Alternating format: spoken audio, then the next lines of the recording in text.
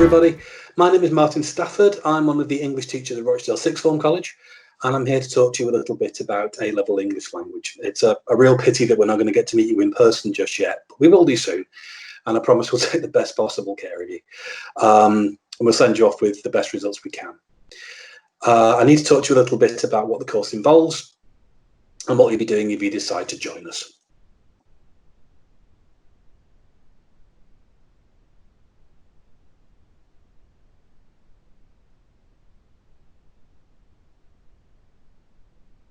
So, the course has got 4 bits to it, and we start off reasonably logically with paper 1 section A.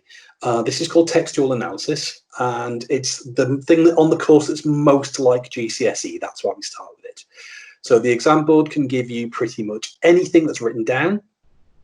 It could be an advert or an article or a transcript of somebody speaking or a web page or whatever, and you have to talk in quite a technical way about what it is, what it does, and how it does it. You'll need to know quite a lot of terminology.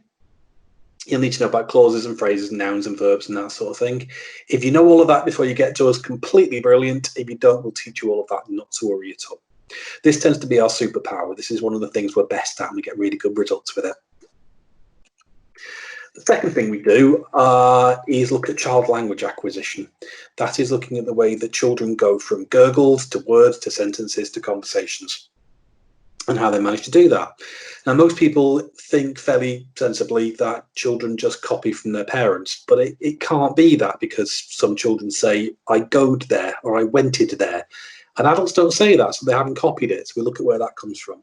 We look at a bunch of theories, and we look at the importance of interaction and how big a part your environment plays and how big a part your brain plays, and how children develop that way. Following that, we look at what we call language varieties, and this is looking at who you are and what you are and how much that affects your language. So we look at, do boys and girls use language differently? And the answer is, well, a bit. And we look at, do older people and younger people use language differently? And the answer is, well, a bit. And we look at, do posh people and not posh people use language differently, or do doctors and engineers use language differently? And every time the answer is, well, a bit. But if you add all those differences up together, you end up with something quite significant.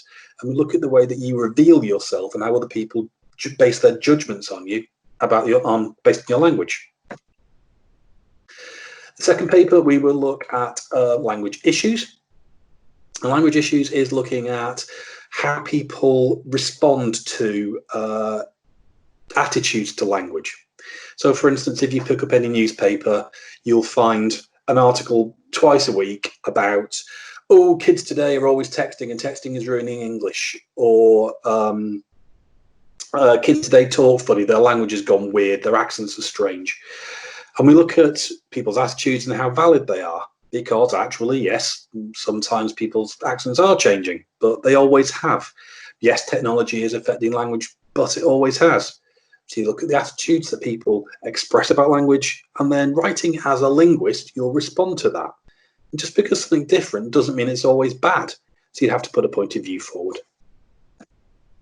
We also have 2 pieces of coursework. The first piece of coursework we do is what we call original writing, and you can do pretty much anything you like.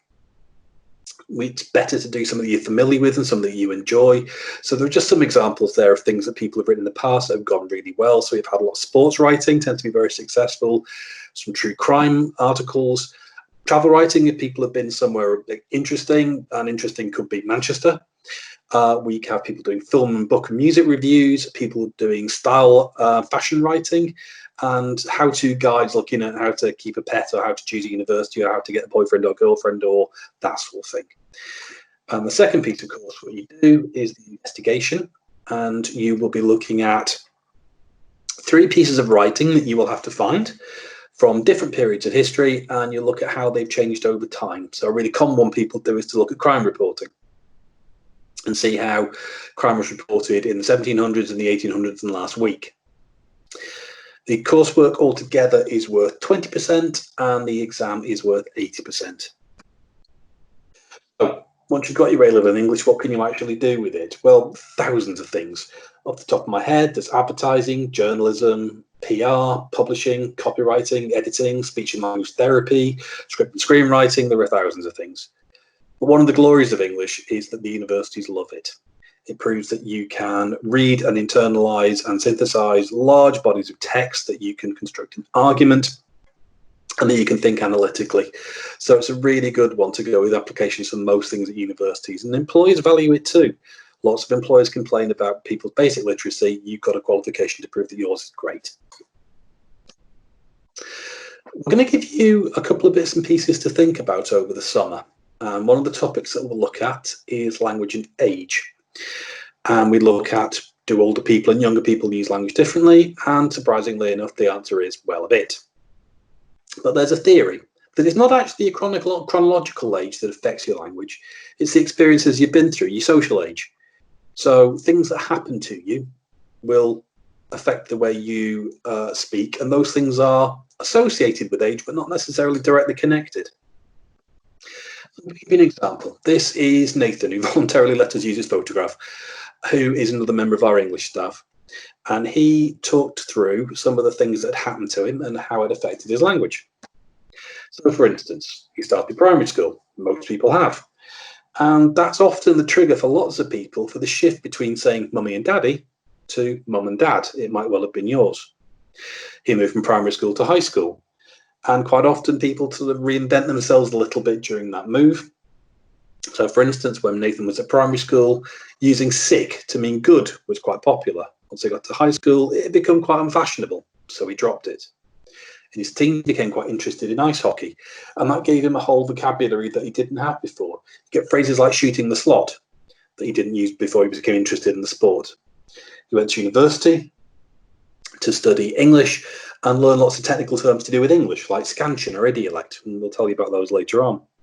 And then he got a job as a teacher, and he changed his language to appear a little bit more professional when he's in the classroom. So in conversation, he might well say use to mean several of you, but that doesn't really happen in lessons. And fairly recently, he became a father, and as parents tend to, he started using baby talk to his son. So what we'd like you to do is to tell us about your life events and your language, how these things have affected you. So you can talk about generally getting older. Maybe you've changed schools. If you've moved area, if you've moved house, if there have been changes to your family, for instance, if you've got younger brothers and sisters, if you've made new friends or got a new interest or activity, has that given you vocabulary that you didn't have before? If you've got a job, does your language change when you're at work and when you're not? Have you joined a group or organisation that uses language that determines it? Or have you learned about a new thing? Tell us anything about any of those things.